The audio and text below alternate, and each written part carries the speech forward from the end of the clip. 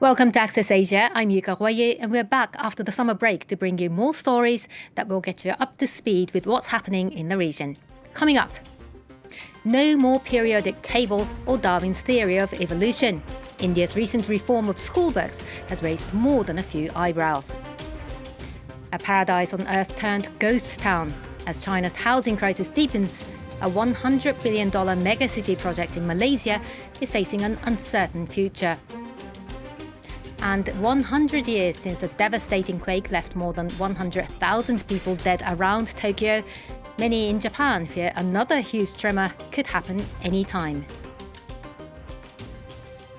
Since the start of the new school year in April, secondary school children in India are learning things differently.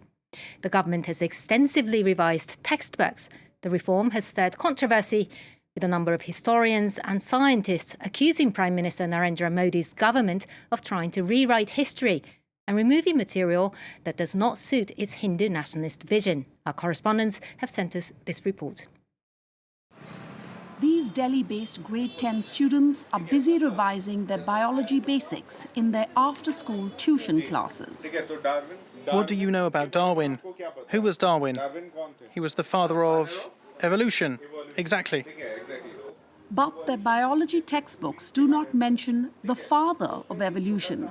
The entire chapter on the topic has been cut from the grade 10 syllabus by the Hindu nationalist government. In the long term, this step will be problematic for students, especially for those who want to apply to medical school and have to sit their entrance exams. It'll be confusing because when they reach 12th grade, they'll suddenly have to deal with an entire chapter on evolution. The purging of textbooks is not limited to the field of science. Chapters on Mughal history, covering hundreds of years of Muslim rule, references to the links between Hindu extremism and the assassination of Mahatma Gandhi have either been watered down or completely deleted. The Bharatiya Janata Party wants to propagate a nationalist ideology according to which everything which defines India has to be Hindu. So textbooks have been sanitized to present a particular view of Indian society which is very harmonious. While the reason given for the culling of the syllabi was to reduce the workload of students returning to physical classes after 2 years of school closures during the COVID-19 epidemic, the chairman of the University Grants Commission justifies the move. India is a democratic country and we have the opportunity to write and interpret the history the way we want. In that context, I think we have a responsibility to project our history in a positive way. This political interference in education has left many academics uneasy. In Kolkata and West Bengal, Soumitra Banerjee and Partha Majumdar are part of an organization that encourages the study of science and the cultivation of logical thinking in schools. Since April, volunteers of the organization have been visiting private and public schools around India to teach the scientific chapters removed by the government. If the Earth was a ball of fire initially, then how did the first rain occur? How was rain created? This question is a bit deep question. Before, we didn't know how the Earth was created and how our skeletons evolved to become what we are today. I learned all of that today thanks to this initiative. These academics are determined to fight for science. They say they will continue to teach the deleted curricula in schools until the government backs down.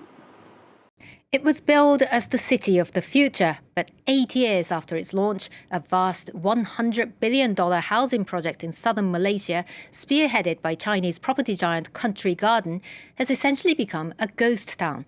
Forests of high-rises built on 4 artificial islands near the border with Singapore are standing mostly empty as the developer is struggling to pay its debt amid China's deepening housing sector crisis. Rising out of the trees, the plant-studded towers of Forest City look sprung from a sci-fi novel. The $100 billion development just outside of Singapore was launched in 2016, a project largely funded by Chinese investors. Designed to welcome hundreds of thousands of residents, today just 10% of its apartments are occupied. In order to see inside, this group of reporters posed as potential buyers. The real estate agent shows them around a model apartment, as well as the building's private gardens and swimming pool. He appears embarrassed when all are virtually empty. Yeah, sure. Everywhere have people live here. Some people, actually now it's like 2:30. For me, if 2:30, I will not go out. One reason the project may have failed is because prices are out of reach for many Malaysians, with the average salary less than 700 euros a month. Demand is really low because of the house is really expensive. And another is a marketing strategy, not just to focus on the foreigners, international market, but also to the local one. While billed as an environmental paradise, Forest City has had a major ecological impact because it was built on artificial islands. Hundreds of millions of tons of sand were dumped into the strait, as seen in this footage taken by a local NGO. The work disrupted the local ecosystem, and with it, the fishing industry. Before, crabs would spawn here, right where they built Forest City. Now it's all under the sand, so we have to fish elsewhere. Despite ongoing controversy and other challenges, Forest City hasn't been abandoned. Malaysia recently announced that the area would be designated a special financial zone to attract investment, while its Chinese developers released a statement saying that the project is moving forward as planned. Japan has marked its annual Disaster Prevention Day, established in memory of the Great Kanto earthquake, which struck the capital region, killing tens of thousands a century ago.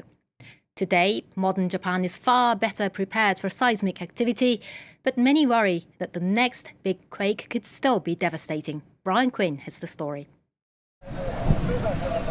A century-old catastrophe whose echoes still resonate.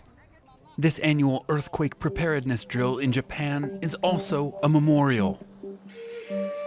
On September 1st, 1923, a 7.9 magnitude earthquake struck off the south coast near Tokyo. Amid powerful aftershocks, fires quickly spread through the city's wooden structures. An estimated 105,000 people died, most in the massive firestorm.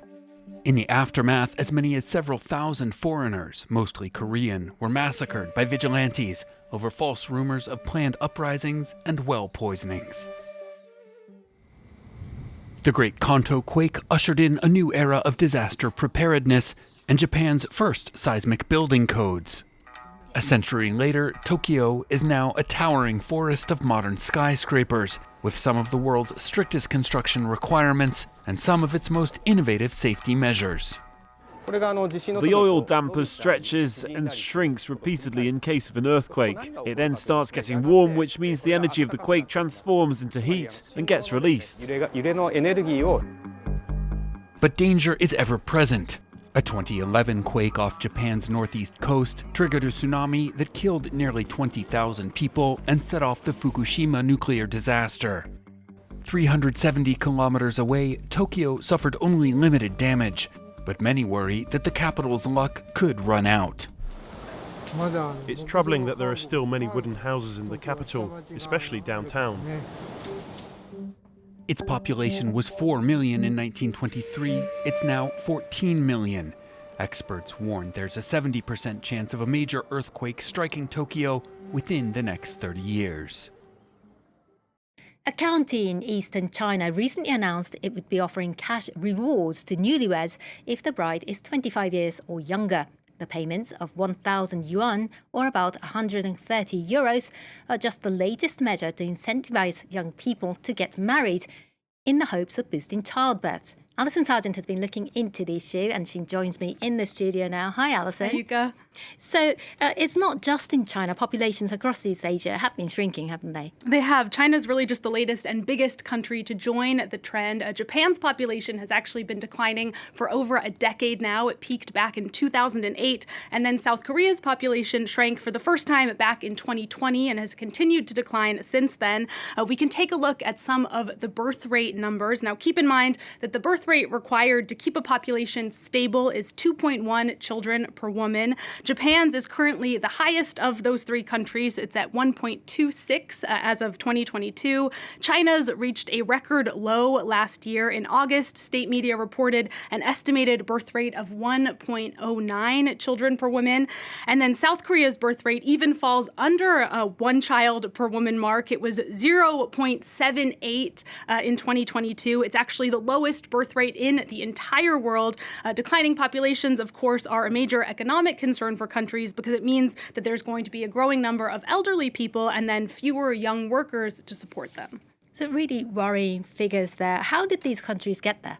Well, historic policies are one factor, Yuka. South Korea implemented a major family planning campaign back in the 1960s and 70s to lower its birth rate. In China, of course, the one-child policy was in place for over 3 decades, starting in 1979. Even when it was lifted in 2016, well, China was then left with a surplus of men because many parents chose to have boys as their one child, so too many men, that's a problem.